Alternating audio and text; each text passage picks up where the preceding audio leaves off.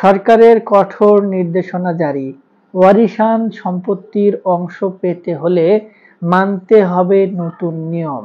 কোনো ব্যক্তি যদি সরকার নির্ধারিত নতুন নিয়ম না মেনে কোনো ওয়ারিশান সম্পত্তি ভোগ দখল করে, তাহলে সেই ভোগ দখলকৃত সম্পত্তির মালিকানা তিনি হারাতে পারেন, কিংবা তার যে অংশ তিনি ভোগ দখল করছেন আইনগত পন্থায় তিনি সেটি যদি রেজিস্ট্রেশন করেন কিংবা নামজারিও করেন, তারপরেও তার সেই সকল সম্পত্তি অন্য ওয়ারিশরা যদি দাবি করে তাকে কিন্তু ছেড়ে দিতে হবে। আর যদি নিয়ম মানে, তাহলে পরবর্তীতে কোনো ধরনেরই সমস্যার সম্মুখীন হতে হবে না। সুপ্রিয় ভিউয়ার্স, কোন এমন নতুন নিয়ম আসছে এবং ভূমি মালিকেরা সেই নিয়ম কিভাবে ফলো করবেন এবং তারপরে ওয়ারিশান সম্পত্তি ভোগ দখল করবেন, আজকের এই ভিডিওটিতে সেই সকল বিষয় নিয়ে বিস্তারিত আলোচনা করব।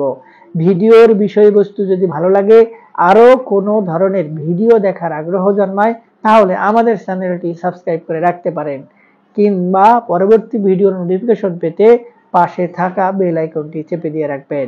আসসালামু আলাইকুম। সুপ্রিয় ভিউয়ার্স, আমরা সকলেই জানি ওয়ারিশান সম্পত্তি কিভাবে ভাগ বন্টন করতে হয়। এক্ষেত্রে পাগলও কিন্তু তার অংশ ছাড়তে রাজি না। আবার যদি এমন হয় যে একটি পরিবারে কোনো পুত্র সন্তান নেই, তাহলে ওই সকল সম্পত্তি যারা দূর দূরান্তের আত্মীয় স্বজনরা পান, তারা এমনও হয় যে ওই সকল পরিবারের লোকজনের সঙ্গে খুনাখুনির সম্পর্ক, তারপরেও ওয়ারিশান সম্পত্তির অংশ নিতে তারা সঠিক সময়ে এসে হাজির হন। তারা তাদের অংশ যেটুকু পাওয়ার কথা সেটি কোনোভাবেই ছাড়তে রাজি নয়।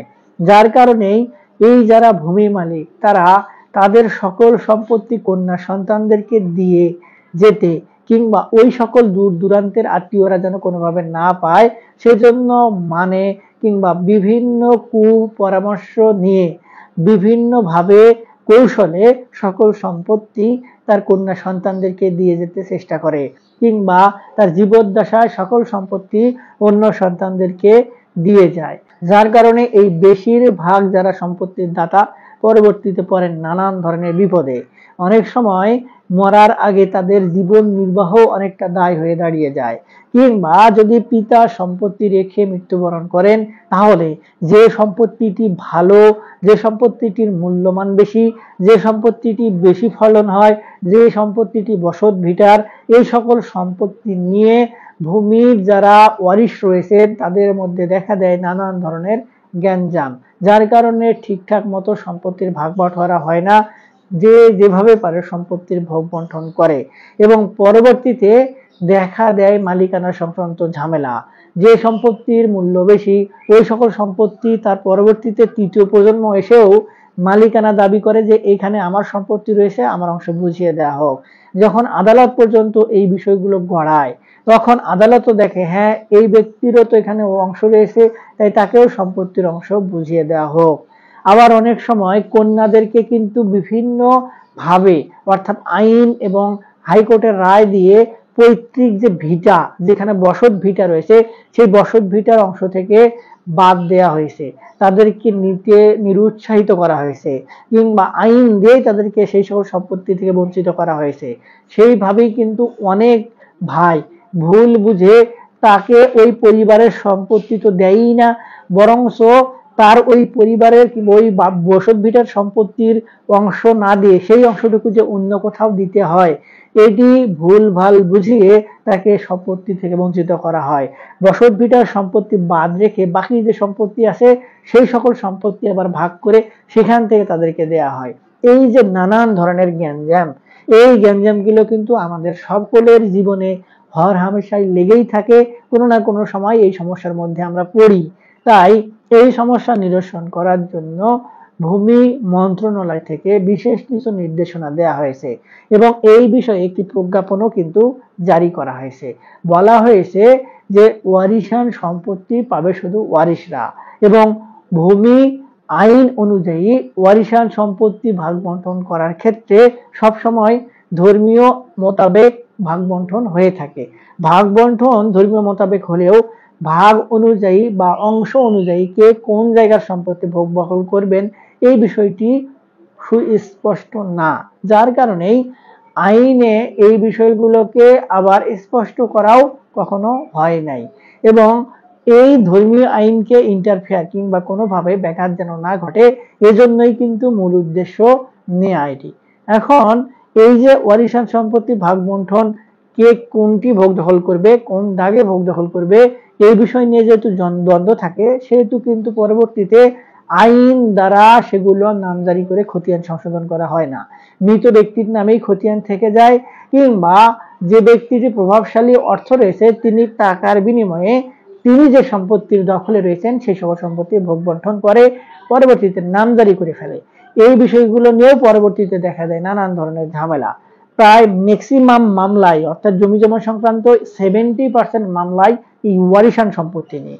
এই বিষয়টাকে সমাধান দেওয়ার জন্য ভূমি মন্ত্রণালয় বলছে এখন থেকে যদি কোনো ওয়ারিশারা তাদের নিজেদের মধ্যে আপোষে বসে সম্পত্তি ভাগাভাগি করতে না পারে, তাহলে তাদেরকে একটি সুযোগ দেওয়া হচ্ছে, সেটি হলো তারা আগে নিজেদের নামে যৌথ খতিয়ান করে নেবেন। অর্থাৎ আগে যেভাবে যৌথ খতিয়ানের আবেদন করলে সেটি বাতিল করে দেওয়া হতো, এখন আর সেই সুযোগ থাকবে না। এবং এই সুযোগটি না পেয়ে যারা দাগে দাগে নামজারি করে নিতেন, টাকার বিনিময়ে জাল দলিল উপস্থাপন করে নামজারি করে নিতেন, সেই পদ্ধতিও আর থাকছে না। সকল ওয়ারিশরা মিলে নামজারির জন্য আবেদন করবেন এবং নামজারির আবেদন করার আগে তারা সকলে মিলে একটি ওয়ারিশান সনদ সংগ্রহ করবেন ইউনিয়ন পরিষদের চেয়ারম্যান, উপজেলা চেয়ারম্যান কিংবা সিটি কর্পোরেশনের অফিস থেকে। তারপর ওয়ারিশান সনদ না থাকলে তারা যৌথ খতিয়ানের জন্য আবেদন করবেন। এরূপ আবেদন প্রাপ্তির পরে ভূমি অফিস থেকে তাদেরকে কতটুকু অংশ পাবে এই বিষয়টি উল্লেখপূর্বক তাদের নামে নামজারি করে দিয়ে দিবেন।